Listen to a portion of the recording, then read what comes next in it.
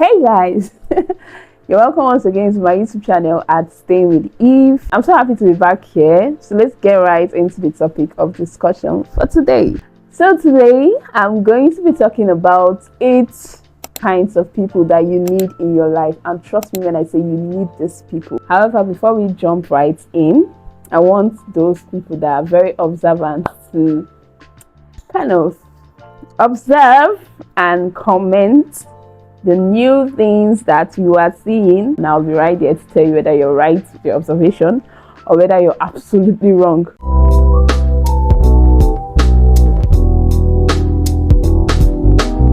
Let's dive right into this topic of discussion today. There are a few things I would like you to do. Number one, analyze your group of friends and know which one falls into each category that I'll be calling out, right? And if their category is not mentioned, you can create one for yourself. 8 is just a small list. I'm going to be talking about these people, their features, and why exactly you need them and what they are all about. Okay, so number one on my list is the spiritual uncle. And this set of people in Nigeria, we call them the spirit coco people. I don't even know who came up with that name, but it's so funny. So you need spirit coco people in your life. Basically, you need them. And what are these people all about? So this is someone who helps you stay grounded in your purpose, in God, and in values. They're more like a constant reminder that hey, there's a life after here. It doesn't end here, right? You might have achieved all of this, but there's something else after here. If you're doing absolutely well in other areas of your life and the spiritual aspect of your life is failing, then I think you need a restructuring. Like, you need to look within and know that something is definitely wrong. Somehow we can fall into the trap of tending to judge spirituality by looking at things like how much or how many gospel posts the person posts on WhatsApp, how many gospel songs they listen to, how often they go to church. Why that is there, right? I still don't believe they should be used as a judgment criteria. They should not be held on strongly as go-to points in judging spirituality or trying to assess someone who is to be chosen as a spiritual anchor. I try to look out for people that can tell me the truth without sentiments. Like, I want someone who can tell me the truth and who lives out what they say. So it's not only about what they say, it's about how much in tune their actions are with their words, or how much in tune their words are with their actions. I'm just painting a picture of someone who you can always go to for matters concerning your spiritual growth, your spiritual life, and all of that. They help us stay connected to God, they help us stay connected to faith, and they help kind of give a certain level of moral clarity to our lives. Number 2 on the list, we have the safe friend.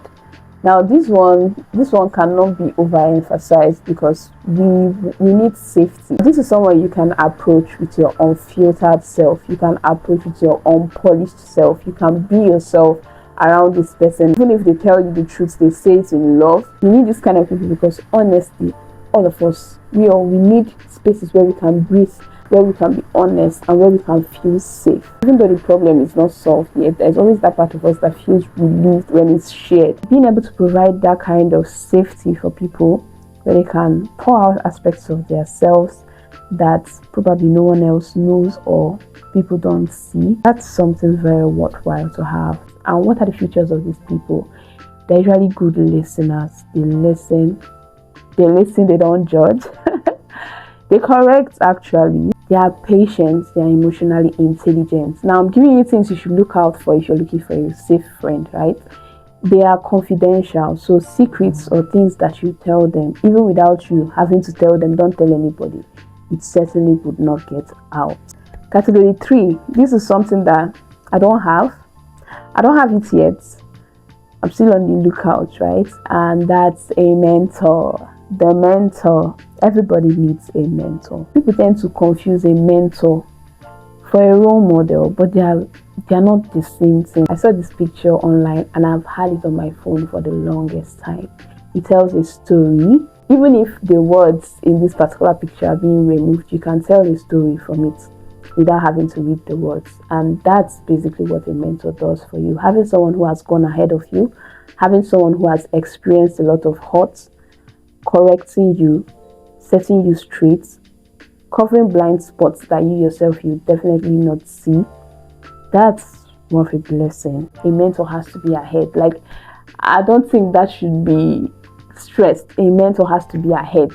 That's why the person is a mentor. Because if the person is not ahead, how would they help your life? Mentor is a trusted, more experienced person. I so love Mrs. Ibuku. I so much love that woman. However, I'm very delusional if I open my mouth today to say she's my mentor. She's not my mentor, she's my role model. Why? Because I don't have access to her. She doesn't even know I exist in this small part of my world. The influence of a role model is mostly passive, but the influence of a mentor is both passive and active. What do I mean? So you're looking at a celebrity or someone out there, right? And you're like, oh my God, I love what this person is doing and all of that. You're inspired by their lifestyle. You're inspired by the things they are able to achieve. However, they do not have any direct control on your life outside of that passive influence that they are giving. Like, you're seeing what they are doing, you're motivated by it, but they're not directly giving you instructions.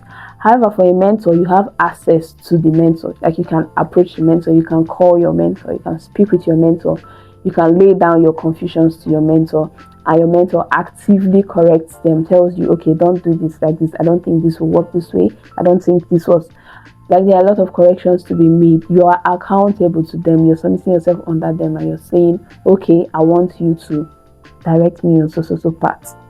So a mentor is someone responsible for you, and you're somewhat accountable to the mentor. But for the role model, nothing join your role model join you.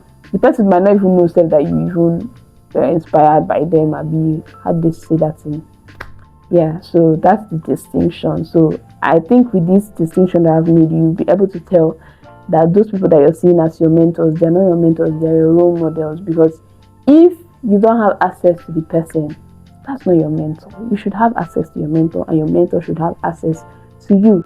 And you need a mentor in your life so that you don't have to make as much mistakes as a person had made. The interesting thing about a mentor, I think this is one of the reasons why I don't have one yet, right, is that every other category of persons I'm going to call later on in this video, somehow the features they have are things that a mentor should have, right? So imagine if you're having a mentor that is deficient in those other areas, then it's going to really affect you, because this is someone that you're submitting your very important aspects of your life to, right? So unless you're going to have different mentors for different things, that's okay. But me, I don't want that level of confusion in my life. Yeah, so that's why you have to be careful in choosing a mentor. That's where I'm at now. I'm still assessing. So what are the features a mentor should have? A mentor should have results that you admire. They should have results. It's not somebody telling you something and you're not seeing it at all. They should have results. They should be able to share wisdom that you trust. They should also be able to be honest with you and not flatter you all the time. They should lead by example and not just by advice. I feel like nowadays we do a lot of talking. Like, everybody's talking. Nobody's doing. Your mentor should be able to live by those things that they're telling you to do. It should not just be about giving you advice. You should also see it in their lifestyle, because when you see it, that's when you're able to know that, okay, this can also yield results. So you'll be more willing to dive head on. They should be able to encourage your strengths. So that goes back to what I said about mentors having features that are just almost the same as other categories that I'm about to talk about. So up next on my list, number 4, we have the challenger. You need a challenger in your life. These people, for some reason, they just don't forget the goals that you told them that you were going to hit. Like, they almost sound like a broken record, always reminding you of things that you said you want to do, or things that you said you would do that you haven't done yet. You just be like, remember you said you wanted to, remember you said, oh my God. So they are not comfortable with seeing you be comfortable. Like, they tend to always push you out of your comfort zone. They're not okay with you being extremely comfortable, especially when you have outlined things that you're supposed to have achieved. Right? They keep you accountable. They are always reminding you of things that you were supposed to do that you have not done yet.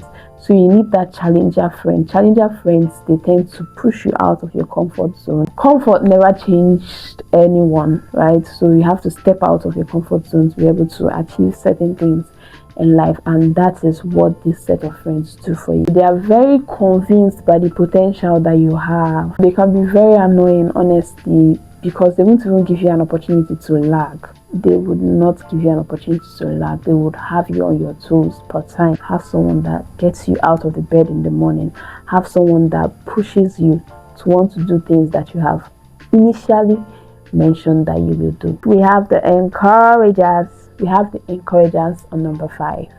Now, encouragers, these people, they're wonderful people, right? They are people that get you past tough moments in life. People that their words bring you out or make you want to come out of that sad place that you've been in a very long time and get you out of there and get you doing things again or get you starting all over again. I love the encouragers because when they look at you, they're not seeing you, they're seeing the potential in you. That's the very interesting thing about them, right? They're seeing the potential that lies in you. Probably you're presenting the doubtful part of yourself and they're looking at you and they're seeing deeper potential that you in that moment you're not seeing, because they are more focused on the potential than on you and the personality that you're presenting at that point in time, right? They help you see beyond yourself.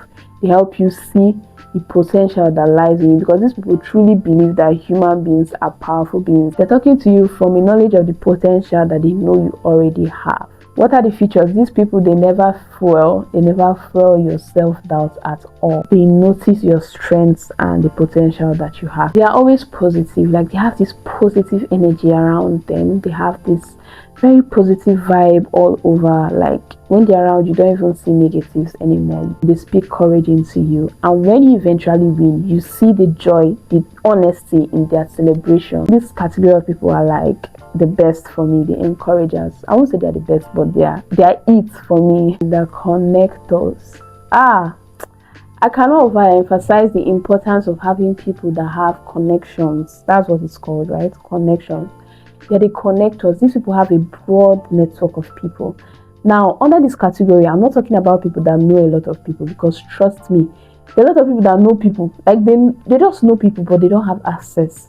They don't have a relationship with these people that they know. I'm talking about people that know a lot of people in very wonderful spaces, high-placed people, or maybe not necessarily high-placed people. They know a lot of people, and they don't just know them, but they have a relationship with them, and by virtue of this relationship, they also have access to these people. These are the kind of people that you need in your life. These people matter a lot, because most times the next step in your destiny lies in the hands of people, right? The opportunities you need lies in people's hands. It might just take one person to give you the next big deal that you need for your breakthrough and all of that. These people introduce you to spaces, they introduce you to relationships that you never would have had on your own, or they give you an access that you'd have never gotten by being just a normal person without that relationship that they themselves have with these people. They're a very vital aspect, a very vital portion of your life that you should take seriously. Having people that know a lot of people, and not just knowing a lot of people, but they have access to these people. They're usually socially confident. Like if you think about it, that's even what gets them the amount of network they have in the first place. They're not timid people by nature or by nurture.